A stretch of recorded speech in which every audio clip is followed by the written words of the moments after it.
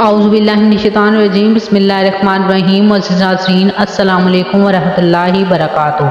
औलाद आदम का सबसे बड़ा दुश्मन इब्लीस जिसके शर और वसवसों से दुनिया का कोई फर्द भी महफूज नहीं रह सकता, बड़े बड़े आबिदों और जाहिदों को भटकाने वाला। इस वीडियो में हम इन्हीं लोगों में से एक इबादत गुजार और मुत्तकी शख्स बरसीसा के वाक़े को जानेंगे, जिसने सारी उम्र तो अल्लाह रब्बुल इज़्ज़त की अताअत में गुजार दी, लेकिन शैतान ने कुछ ऐसी चाल चली कि वो एक हसीना का दीवाना हुआ और काफिर होकर मरा।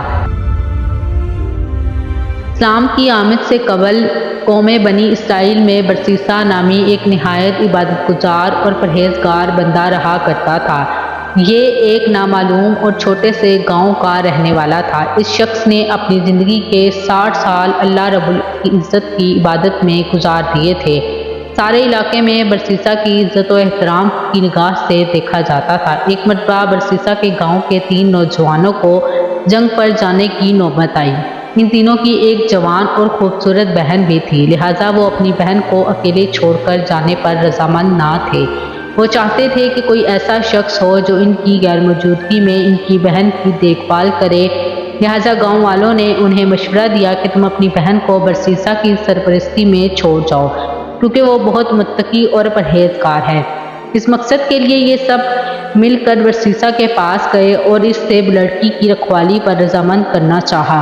बरसीसा ने सारा मुआवजा सुनकर अपनी इबादतगाह में खलल और दीगर परेशानियों के सबब उन्हें इनकार कर दिया, लेकिन इस मौका पर शैतान ने बरसीसा के दिल में पहला वसवसा डाला।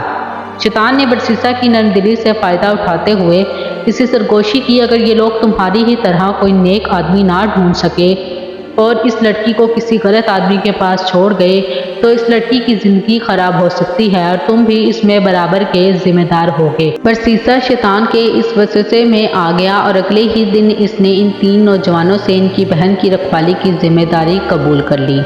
अब वो नौजवान लड़की बरसीसा की इबादतगाह के सामने वाले घर में रहने लगी। शुरुआत में बरसीसा खाने पीने और दीगर ज़रूरियात की चीज़ें अपनी इबादतगाह के बाहर रख दिया करता और वह लड़की ये चीज़ें उठा कर ले जाती। एक दिन शैतान वापस आया और इसने बरसीसा के दिल में ख्याल डाला कि क्यों ना तुम खाने पीने की चीज़ें लड़की के घर के दरवाजे के बाहर रख दिया करो। इस तरह इसे खुद चलकर तुम्हारी इबादतगाह की तरफ नहीं आना पड़ेगा और वो लोगों की निगाह से भी महफूज रहेगी। बरसीसा इस बात पर राज़ी हो गया और खाना पीना इस लड़की के घर के दरवाजे के बाहर रखना शुरू कर दिया। कुछ दिन बाद शैतान दोबारा बरसीसा के पास आया और इसे कहा, क्यों ना तुम ये खाना इस लड़की के घर के अंदर रखाओ, चूँकि इस तरह वो दरवाज़ा खोले और घर से बाहर निकलने की जहमत से बच जाएगी और किसी इंसान की नज़र में आने से भी बची रहेगी। बरसीसा को शैतान की ये बात भी बहुत भली लगी और इसने खाना पीना इस लड़की के घर के अंदर रखना शुरू कर दिया। कुछ अरसा गुजरा तो शैतान दोबारा वापस आया। इस बार शैतान ने बरसीसा से कहा कि वो लड़की दिन रात अकेली रहती है, कहीं तन्हाई से उकताकर बीमार ना हो जाए। तुम्हें चाहिए कि तुम कभी कभी इससे बातचीत कर लिया करो, इस तरह तुम इससे इबादत की तरफ भी राग़िब करो और नेकी की तरफ बुलाओ। बरसीसा को शैतान की ये बात भी बहुत पसंद आई और उसने एक दरवाजे के पीछे से लड़की से बातचीत करना शुरू कर दी, लेकिन इस तरह गुफ्तगू करने के लिए इन दोनों को बुलंद आवाज़ में बात करना पड़ती थी और दोनों को कोफ्त होती। अब शैतान ने बरसीसा से कहा, तुम लड़की को अच्छी अच्छी बातें सिखा रहे हो और वो खुद भी इबादत की तरफ राग़िब हो रही है, तो इसमें हर्ज ही क्या है कि तुम इसके कमरे में इससे ये बातें बताया करो। बरसीसा ने शैतान की ये बात भी मान ली और आखिरकार शैतान इन दोनों को एक ही छत के नीचे लाने में कामयाब हो गया। कुछ दिन इस तरह नेकी की बातें करते गुजरे और फिर इन दोनों के दरमियान आतिश इश्क भड़कने लगी। वो नौजवान लड़की बरसीसा को अपने हुस्न, अदाएं और जलवे दिखाने का कोई मौका ज़ाया ना करती। इधर बरसीसा की निगाहें लड़की के हुस्न से ना हटती थीं। यूँ चीज़ें बिगड़ती चली गईं और ये दोनों ज़िना के अमल में मुब्तला हो गए। कुछ अर्सा इसी तरह गुजरा और फिर लड़की हामला हो गई। जल्द ही इसने एक बच्चे को जन्म दिया। अब शैतान दोबारा बरसीसा के पास आया और इसे मलामत करने लगा कि ये तुमने क्या गज़ब किया है, ये बच्चा तो तुम्हारे गुनाहों का मुंह बोलता सबूत है। तुम इस बच्चे को कत्ल कर दो वरना इस लड़की के भाई तुम्हें कत्ल कर देंगे। लिहाजा बरसीसा ने इस नौमौलूद बच्चे को कत्ल कर दिया और इसकी लाश को इसी कमरे में दफना दिया جہاں وہ لڑکی رہا کرتی تھی۔ اپنے بچے کی موت کے بعد وہ لڑکی گمسم اور غمگین رہنے لگی، لہٰذا شیطان نے دوبارہ برسیسا کے دل میں یہ خیال ڈالا کہ تم کیا سوچتے ہو کہ اپنے بچے کی موت پر یہ لڑکی خاموش رہے گی؟ یہ کسی نہ کسی کو اس راز سے ضرور آگاہ کرے گی۔ سو برسیسا نے اس لڑکی کو بھی قتل کر ڈالا اور اسے اس کے بچے کے ساتھ دفنا دیا۔ کچھ عرصے بعد جب اس کے بھائی جنگ سے واپس لوٹے تو برسیسا نے انہیں بتایا کہ ان کی بہن بیماری کے باعث دنیا سے جا چکی ہے۔ وہ لاچار روئے دھوئے اور اس کے لیے دعائیں مانگی اور اس کی قبر کی زیارت کے بعد وہ واپس لوٹ گئے۔ برسیسا کے تقوی اور پرہیزگاری کی شہرت ہی کچھ ایسی تھی کہ کسی نے بھی اس پر شک نہ کیا، لیکن ایک رات شیطان ان تینوں بھائیوں کے خواب میں آیا اور برسیسا کی کرتوتوں کا پردہ فاش کیا اور ساتھ ساتھ اس جگہ کی نشاندہی کی جہاں اس کی بہن اور اس کے بچے کی قبر موجود تھی۔ صبح اٹھ کر جب تینوں بھائیوں نے ایک دوسرے کو یہی خواب سنایا تو انہیں یقین ہو گیا کہ یہ خواب سچا ہے۔ چنانچہ تینوں بھائیوں نے برسیسا کے گھر پہنچے اور اصلی اور نقلی دونوں قبریں کھود ڈالیں، جہاں سے انہیں لڑکی اور اس کے بچے کی لاش ملی۔ اب یہ تینوں انتہائی غضبناک ہوئے اور برسیسا کو پکڑ کر سزا دلوانے کے لیے بادشاہ کے پاس لے گئے۔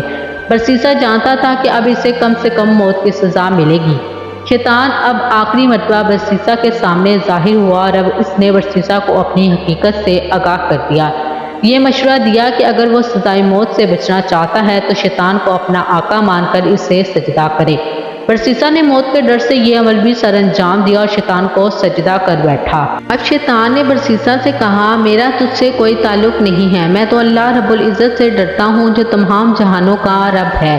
یہ کہہ کر شیطان چلتا بنا اور برسیسا کو سنگسار یعنی پتھر مار مار کر قتل کر دینے کی سزا سنائی گئی، اور اس طرح بنی اسرائیل کا یہ مومن اور پرہیزگار راہب کفر کی حالت میں مرا۔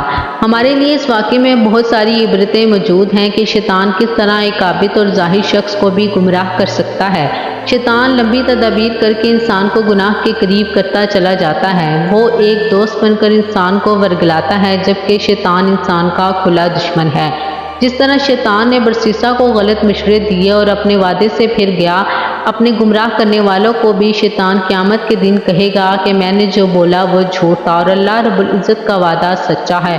میرا تم پر کوئی بس نہ تھا، لیکن تم نے میرے جھوٹ پر عمل کیا اور گمراہ ہو گئے۔ اس واقعے کا اشارہ قرآن پاک میں موجود ہے، لہٰذا یہ واقعہ حضرت علی، عبداللہ ابن مسعود، طاؤس، مقاتل ابن حیان اور ابن کثیر نے مختلف الفاظ کے ساتھ سورہ حشر کی ان آیات کی تفسیر میں بیان کیا ہے۔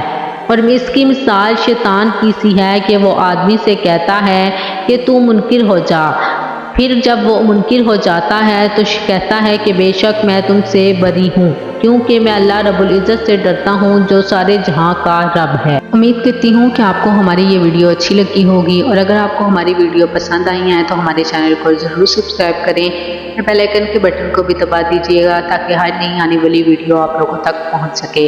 اس ویڈیو کو اپنے دوستوں اور رشتہ داروں کے ساتھ بھی ضرور شیئر کریں۔ اسی کے ساتھ میں آپ لوگوں سے اجازت چاہتی ہوں، اپنا اور اپنے پیاروں کا بہت خیال رکھیں اور اللہ اور اس کے رسول صلی اللہ علیہ وسلم سے بہت محبت کیجیے۔ خدا حافظ۔